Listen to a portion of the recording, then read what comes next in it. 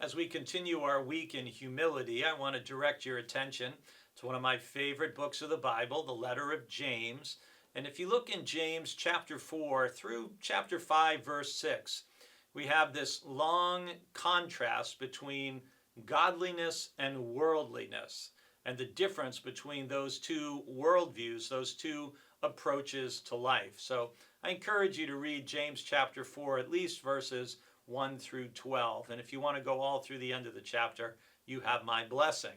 Our verse for today is James 4, verse 6, which says, "But he gives all the more grace. Therefore it says, God opposes the proud, but gives grace to the humble."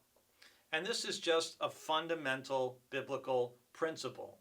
James is quoting from Proverbs chapter 3, verse 34, that God is not on the side of the proud. God opposes the proud. And so what that should make us think of is anytime you hear someone who's talking about how proud and great and wonderful they are, and nobody knows more than I do about this or that, and that whole kind of bragging, prideful spirit, that God opposes that. That's not the spirit that God's looking for in us. And I want to clarify that there's a difference between kind of an arrogant pridefulness and genuine satisfaction at like the accomplishments of your children, for example, or your grandchildren.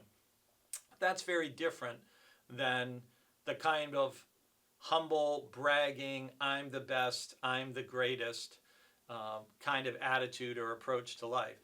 God opposes the proud, but God gives grace to the humble. And humility, as we've been talking about all week, is just having a right view of ourselves. And as someone once said, humility is not thinking less of ourselves, it's thinking of ourselves less. It's putting other people first, which is something we hear in the Bible over and over again, right? Loving your neighbor. Look not to your own interests, but to the interests of others. It's about love doesn't insist on its own way.